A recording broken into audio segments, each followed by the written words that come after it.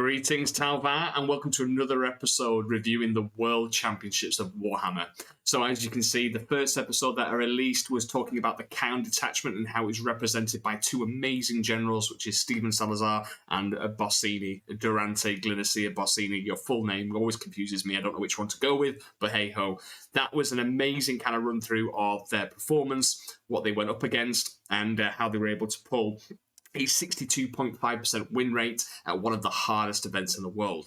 So speaking of the Patient Hunter, those generals clearly proving that the Patient Hunter was a force to be reckoned with. Now we're going to move on to the Killing Blow, and trust me, there's a lot of aggressive generals that are taking to the World Championships of Warhammer with Mont'ka, and we're going to today look at and review those lists and look at the performances, and trust me, there's some spicy lists to showcase you today. So let's go straight into it, shall we? So we had 6 players taking Mont'ka to the WCW, and I've got to shout out one of my absolute favourite Tau generals, a good Talvar mate of mine, Tony Barrett, who has recently done some amazing things with the Mont'ka over the past, but to note, one of his recent big successes was taking gold at the 2-day Coventry GT, winning first place with his Mont'ka list. So speaking of which, let's go straight into Tony Barrett. So Tony ended up taking, like I said, Mont'ka, and his list was, give me one second, Tony Barrett, there we go. So he is known for his, how do I word this? Peculiar lists that don't make sense to everyone else unless you're Tony. And Tony has gone with a Commander Shadowsun, an Ethereal with a Marker Drone Shield Drone for Strat Conqueror.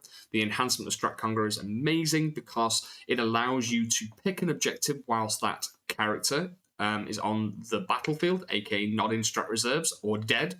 And you pick an objective at the beginning of the game in No Man's Land, and you grant yourself +1 OC on that objective. So if, for example, you've got a Breacher on there, it's OC2 goes to OC3. If you put a Pathfinder there, it's naturally OC1 becomes OC2.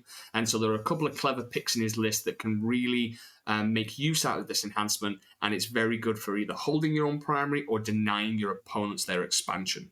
So we're going to the other character, which is the Firesight Marksman. Recently seen a points deduction on the last balanced data slate, and for a lone operative at 60 points to be able to give the enhancement Strike Swiftly, it's great on multiple levels. Number one, it's a lone op guider for us, or an observer, that has a marker light.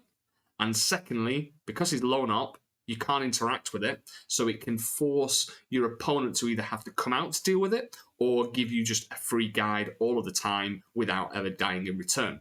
Now, the Strike Swiftly is a very commonly picked enhancement in Mont'ka because it allows you to grant 2 units of your choosing Scout Move 6 ability before any Scout moves are done. So it can allow you to kind of see if you're going first, you could be like, I might want to be aggressively. You could deploy it defensively if, for example, you have deployed it on the line and want to retreat, or maybe move up into certain like defensive pockets of the terrain where you can't get charged or shot. So it gives you great flexibility in terms of pushing or pulling away, depending on how aggressive you've been on the deployment step. Now, dedicated transports, 2 Devilfish. This is integral to the list, because obviously with the fact that you can have scout moving units and being able to use the Devilfishes like, for example, Imperial Guard do when they do their Kasakarin and their Tauroxes, or the Kachan Jungle Fighters and the Chimeras, you can scout move these aggressively to, again, really make use out of Mont'ka's speed.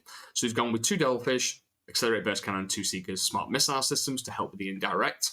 Then you've got the 2-man Broadside team. Broadsides have also seen some love in the latest balanced data slate by going down in points. So they used to be like 180 for 2, now they're 170. If you take them in singles, they're 80 points. Now, Mont'ka has a couple of stratagems which we're going to go through in a second, but the high yield missile pod broadside team is not something that we've been seeing quite a lot of in the past, but recently has rose to fame because in Mont'ka you gain access to 1, advancing, which gets around, the advance and shoot, which gets around the slowness of broadsides. You also get access to full rerolls to hit through the pinpoint, the counter, what's it called? Pinpoint counter offensive. And then you also can gain an additional point of AP with the stratagem to pick 2 of your units shooting at one target, and they gain an extra AP, which can mean that the profile of these high yields go from 712 to 722, and the fact that the high yield missile pods have twin links built in means if you're rerolling hits as well, my god, this unit's just going to point click, full rerolls to hit, full rerolls to wound if it's against a target that's got the pinpoint counteroffensive on. It's amazing.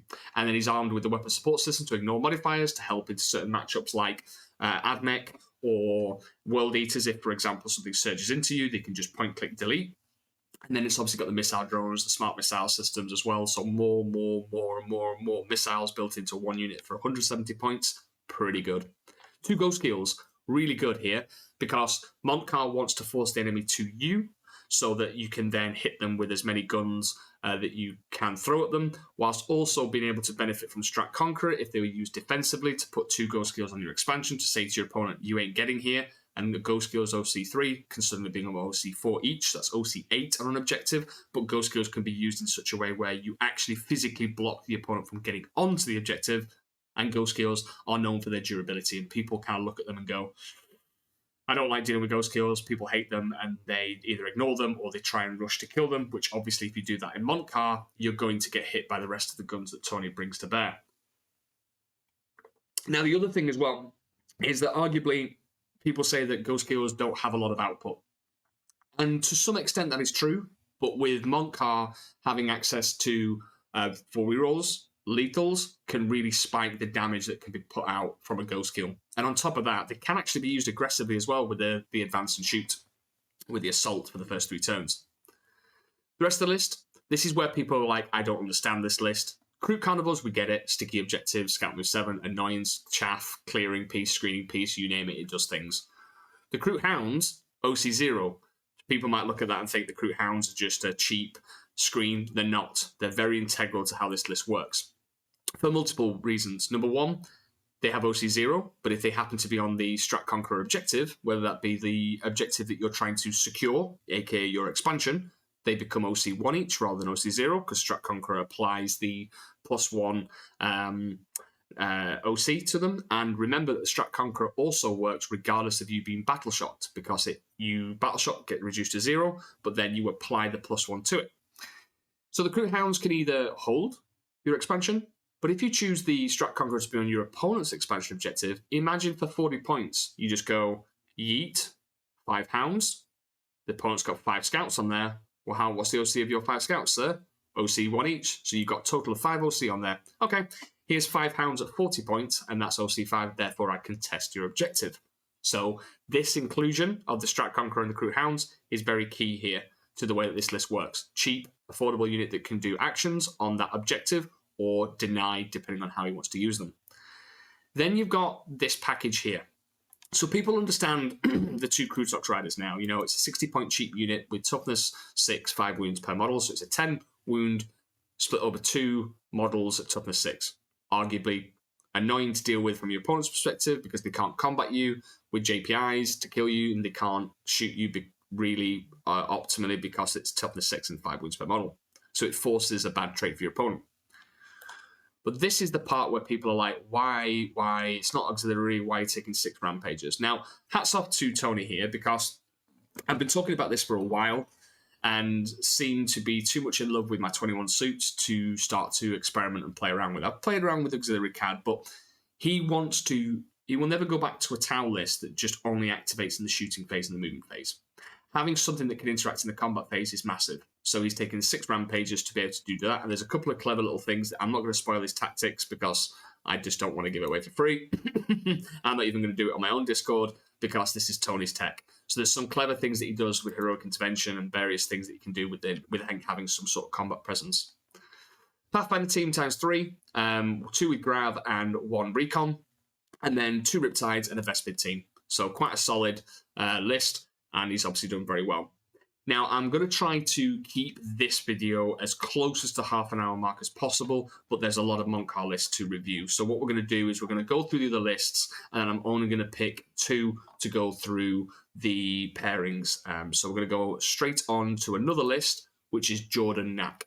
So Jordan Knack from USA, I believe. Just double check.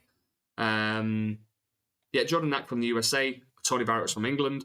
So Jordan has gone with Cadre Fireblade ×2, 2 Breach teams, 2 Devilfish. Obviously, they're going to go up in pairs. And it's going to be a great little bomb with lethals and potentially 4 rerolls to hit an extra AP. It's going to be a solid little alpha.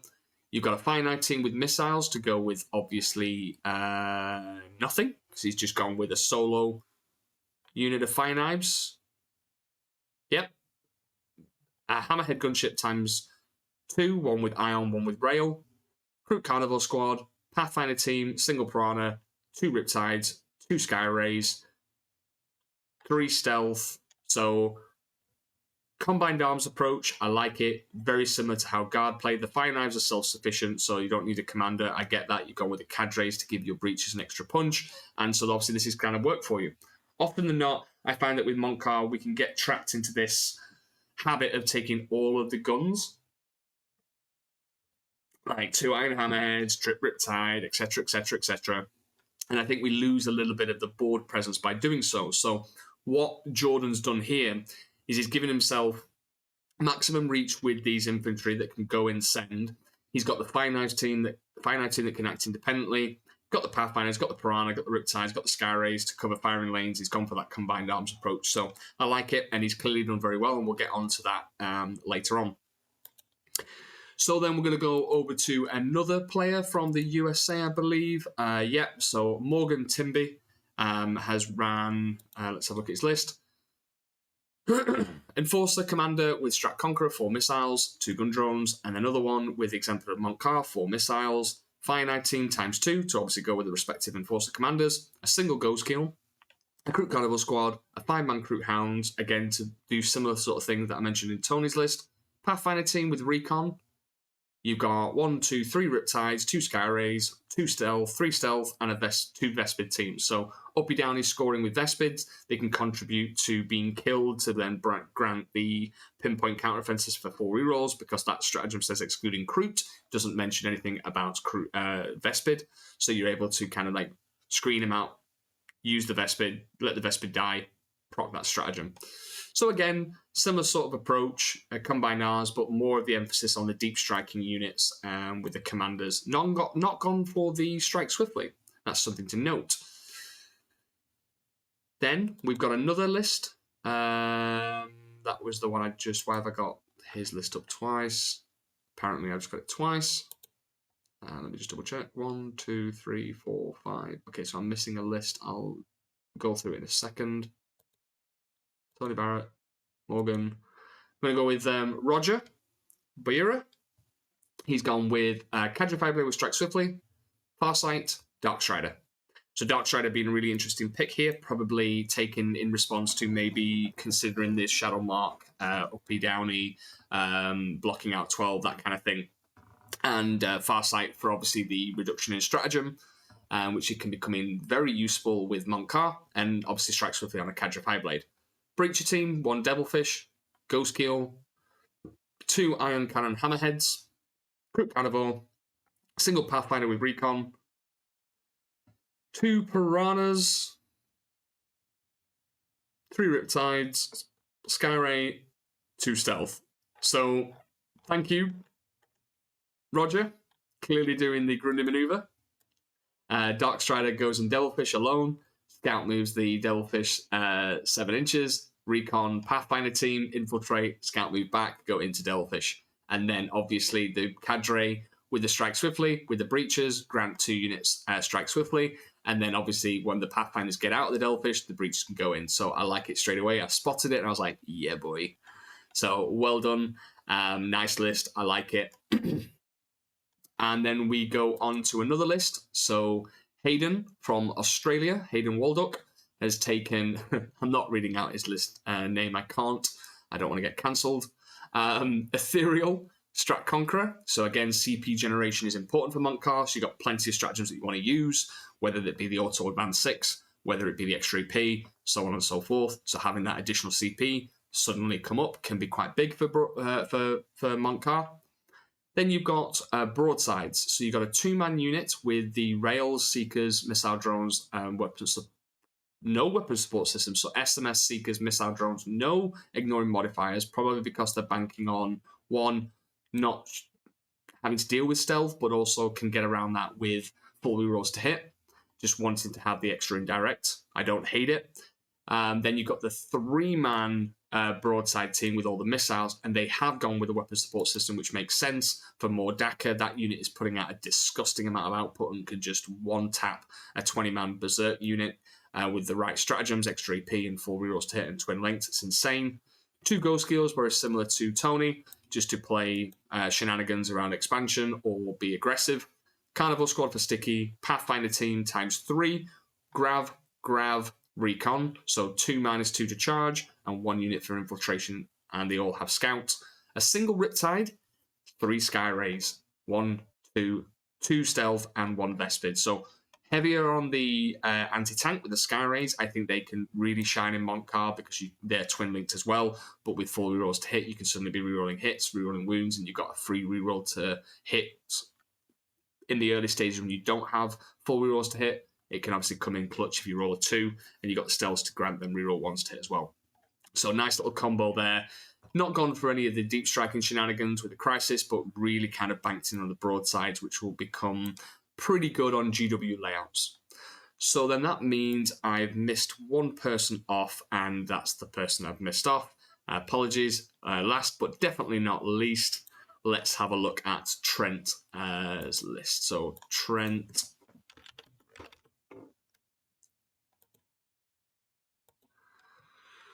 So Trent has taken Ethereal with Strat Conqueror and another Ethereal with Strike Swiftly, so really double downing on the 2 Ethereals to have a 75% chance of getting a CP. You got a Pathfinder team, a 2nd Pathfinder team, a 3rd Pathfinder team, very common in Mont'ka because they're just self-sufficient. 2 Grav, 1 Recon. You've got 2 units of Stealth Suits, 2 units of Vespid, and then you're going to have a Ghost Keel, a single Ghost Keel, a Hammerhead with a Railgun, single Piranha, 3 Riptides, double Skyray, 1 Devilfish. So again, very much kind of like combined arms guard approach. Got the profiles to deal with the enemy armor, got the elite killing capability from the Riptides with flat 4 damage, got the non-interactive piece of the Ghost Keel, plenty of secondary scoring with the double Vespid, and some sort of little bomb package that you could do with Pathfinders and Devilfish. So I like it. Very solid. And that pretty much rounds up the lists. So like I said before, I will be putting all the lists in the description below. So if you want access to these, you'll have it at the click of a button, and I've done that for you. You're welcome. And now we're going to go on to some of the stats. I'm going to pick on Tony, and I'm going to also pick on Jordan. So Jordan will do first, because I believe Jordan finished the highest. So Jordan Knack from Tundra Tactics, representing the United States, finished on 1, 2, 3, 4, 5, 5 and 3. Submarining, basically. Started on a loss, ended up going 3 wins. Started on a loss, going up again. So we'll look into his pairings. So let's go straight to round 1.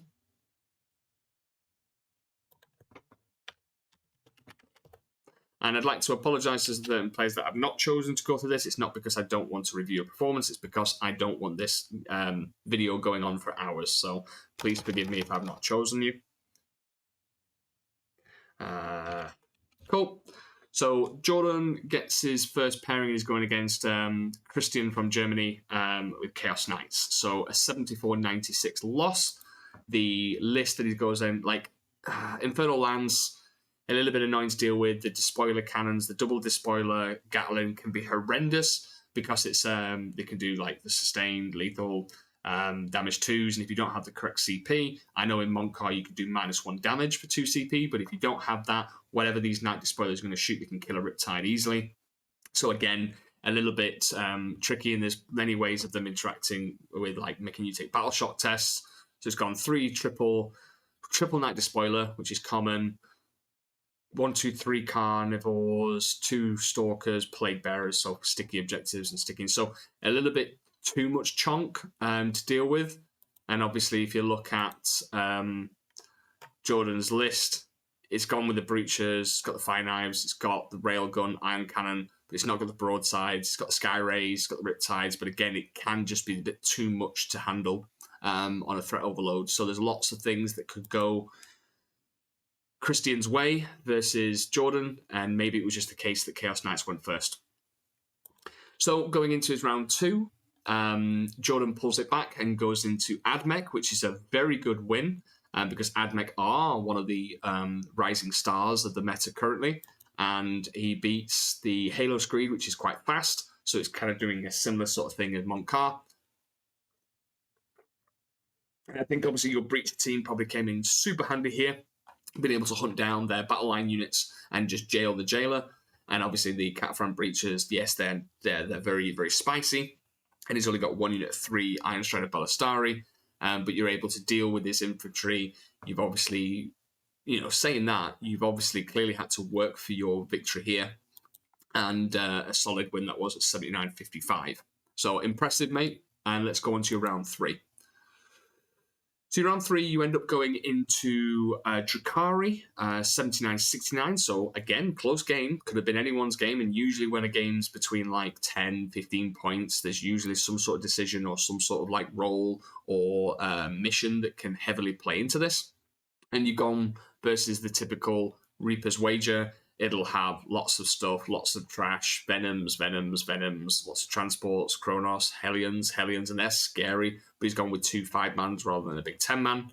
Incubi, Mandrakes, Scourges. So I think the Scourges are really scary. He's got 4 units. One with Shard Carbine, then you've got the Dark Lancers, Haywire, Dark Lancers, but your SMS would have definitely helped you here, and also the Breachers being able to full send and dig out these annoying pieces would have definitely worked in your favour. So a good solid victory there. Let me just get rid of these.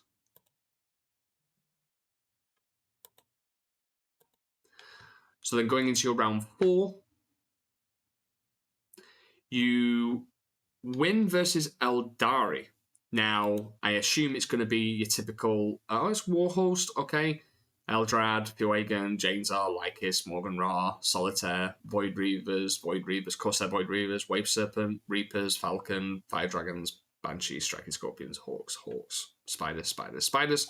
So this is no easy feat to beat Eldar. They do have a lot of tools, but the solid win means that obviously you were able to dig them out. You were able to full send with your Breachers, and I definitely think that the Breachers came up top trumps in this matchup because you can easily go and hunt down stuff. Yes, you might eat an Overwatch to the face, but the Cadre Fireblade can easily compensate for a couple of Breachers that maybe have gone down.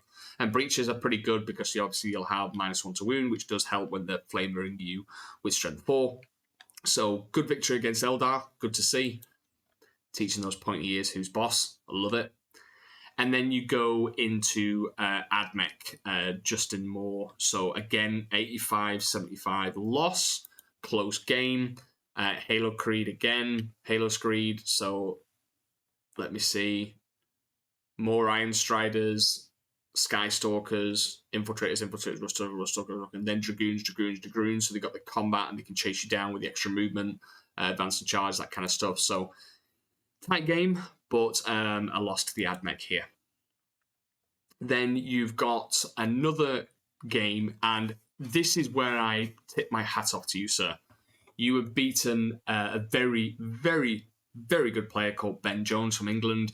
Ben is a lovely opponent, one of the nicest guys at 40k I've ever met and will ever meet, and he's at the top of his game all the time. He's Mr. Consistent, so you going against Ben Jones is no easy feat, and the fact that he's taken Eldar as well means you had your work cut out for him. So I don't know what mission you were playing in round 6, but obviously this is really tight, 60-43, and Ben Jones no doubt will be running Aspect Host with the Azaman, Fuegan, Janezar, Lycus, 4 Wave Serpent, Dire Avengers, Falcon, Fire Dragons, Howling Banshees, Rangers, Hawks, Warlock, Skyrunners, Spiders. So tough list, tough opponent, makes the victory even that bit sweeter for you. So well done, Jordan, for beating Ben Jones. Sorry, Ben Jones, I love you to pieces, but got to favour my Talboy here.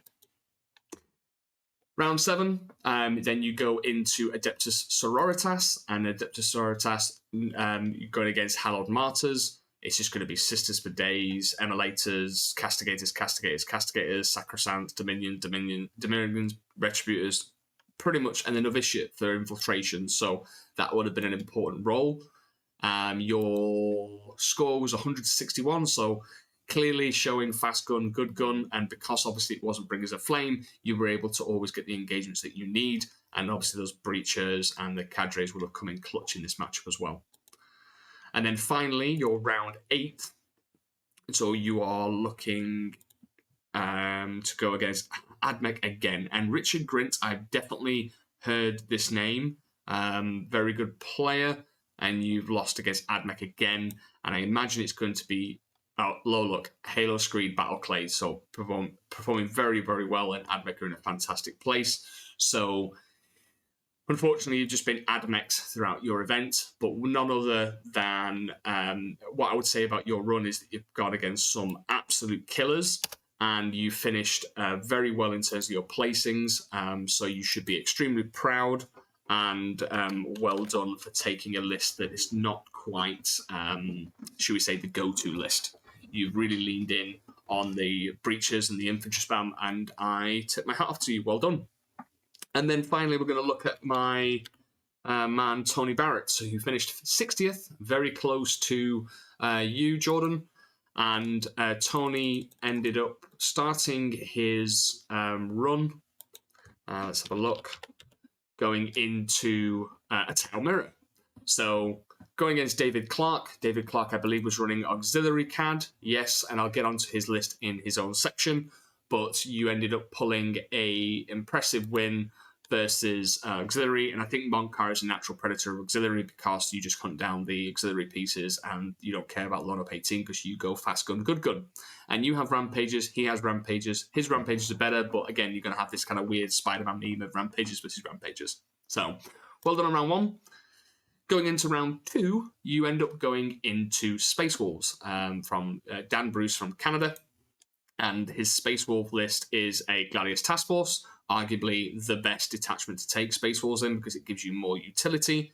Fur ++, Arjak, Lieutenant Combi Weapon, the Honor Venomant, Logan Grimnar, Rapid Ingress Deep Strike Turn 1 for a unit of your choosing, Repulsor, Scout Squad, Thunderwolf Cavalry, so 2 6-mans, Vindicator, Terminators, 5-man, 5-man, and Wolfman with Storm Shields, 10-man. And obviously, I know that you've got a lot of experience going into Space Wolves with Matthew McCurdy being one of your sparring partners, and we'll get onto that in a second. But you do pull out a very solid win of 92-63, so well done on that one.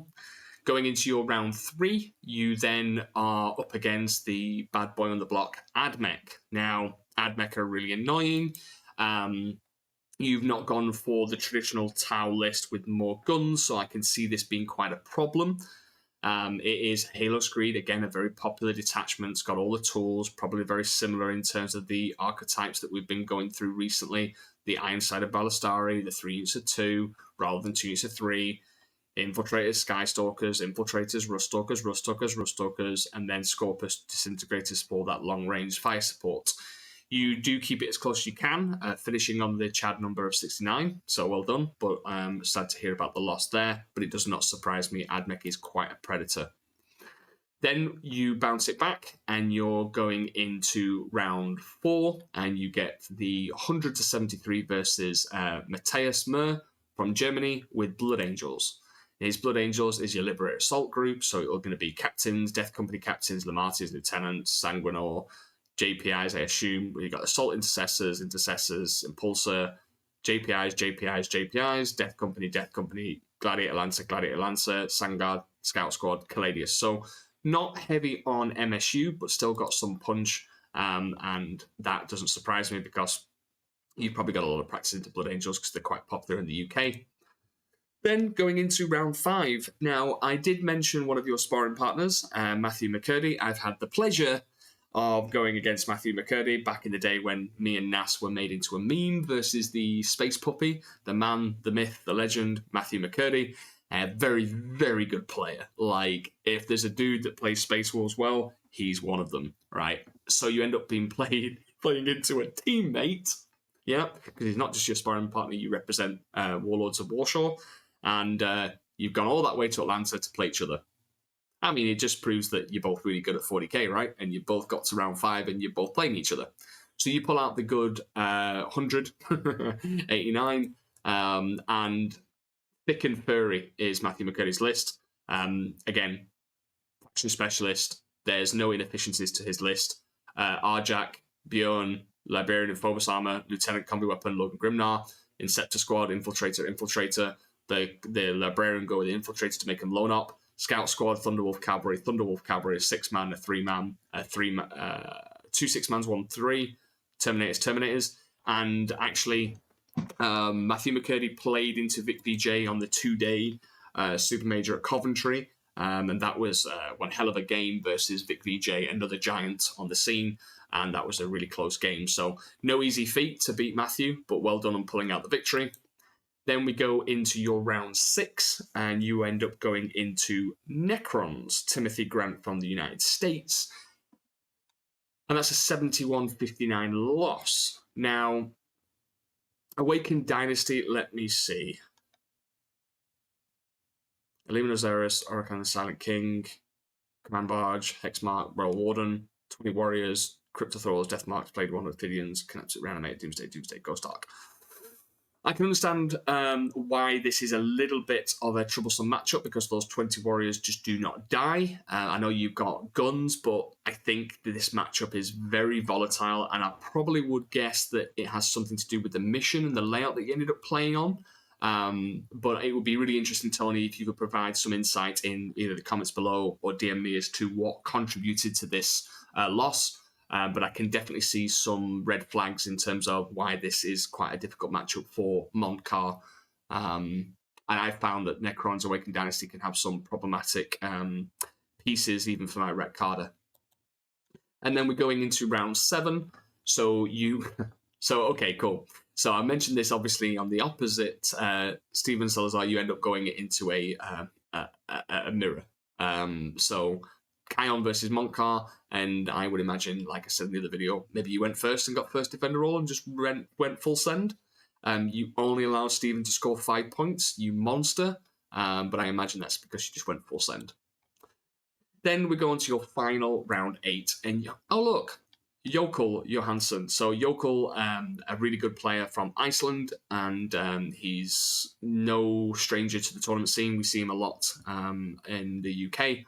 And you've ended up going against Eldar. This game looks like super close, 79-73. So hats off for keeping quite a volatile matchup as close as you did. And your list isn't exactly like the copy-paste list of other Mont'ka lists. And you've gone for a little bit of experimentation, but to your liking with the Rampages. So I'd be really interested to see if those unique pieces in your list, like the Rampages, actually helped you out. Because from a points perspective here, they clearly have had some sort of role to play. And Jokel was running your typical Aspect Host, Azaman, Fuegan, Janezar, Lycus, Corsairs, Dire Avengers, Dragons, 10-man, 5 Howling Badges, 10 Howling Badges, which is unusual, 5 Rangers, 5 Hawks, 5 Spiders, 5 Spiders, Falcon, Wave Serpent. So overall, good run, mate. Really proud of you. You represented England very well. You represented Tau very well. And I'm really looking forward to see what you bring in the future tournaments with this new season. And hopefully, I'll be seeing you at the next WCW. You just have to get your ticket, which I'm sure you will do. So, overall, to summarize this video, Mont'ka did extremely well, just like Kion. And we had... one second. Camera, there we go. It just ran away from me because I'd moved. So we have Mont'ka, 48 games played. We have 27 wins, 21 losses, which totals to a 56% win rate. So again, if you look at the stats for Mont'ka, currently, again, this is up to the 25th of September, or the present. You have Mont'ka sitting at 53%. So again, the most players in this detachment, and you guys finished 3% ahead of your current win rate. So well done on you boys. Well done for representing. And in terms of the armies that Mont'ka beat, I'm going to kind of quickly go through these now. Armies, they beat multiple Tau mirrors, multiple Space Wolves, Eldari, Sisters, Black Templars, CSM, Nids, Custodes, Blood Angels multiple times, CK, T-Sons, Votan, Admech, Sisters again, Drakari, Eldari, Custodes, Imperial Knights, GSC, GK, and Demons. armies that they lost into. Obviously, on the flip side, they did also lose into Sisters. They lost into Eldari. They lost into multiple Admech, Necrons, Demons, GSC, Votan, Tau Mirror as well, because it kind of like swings both ways. Orcs, CK, Blood Angels, Death Guard, Shadowmark, Necrons, GSC, and again, more Sisters. So there's a little bit of a balancing thing in terms of, yeah, we can beat some of the armies, but can also lose against those same armies. And it probably all boils down to the fact that it all depends on deployment, mission, who goes first, who gets Defender roll off for the first infiltration drop, things like that. Okay, guys, so very quick summary at the end. I'm going to place the lists in the description below. And if you like this comment, please help me out. Like, comment, subscribe. The more you do that, the more videos I provide. And it helps me out in terms of grow the channel and also provide this amazing content that you guys are after. If you're interested in joining the Puretide program, you know what to do by now. The description below will have the links to the WOT platform. You can join us on the free tier, that's the Shas'ui. And if you're looking to up your game, whether it be as a Pathfinder, a Shas'ui, a Shas'el, each of these detachments, each of these subscription tiers offer you something different depending on what your budget is and how you want to improve. We have list building calls for Shas'ui, we have the faction focus and the demo days for Pathfinders, and we have the better the meta analysis and the big tournament reports that I do for every single tournament that I attend to, including the biggest events that I've been to recently, which has been the London Grand Tournament, the LVO, and the Paris Super Major. So if you want to learn from me, Commander Puretide, that's where you'll get the most out of the program. But apart from that, thank you very much for your attention, and I will get on to doing the next detachments shortly. Take care. Bye now.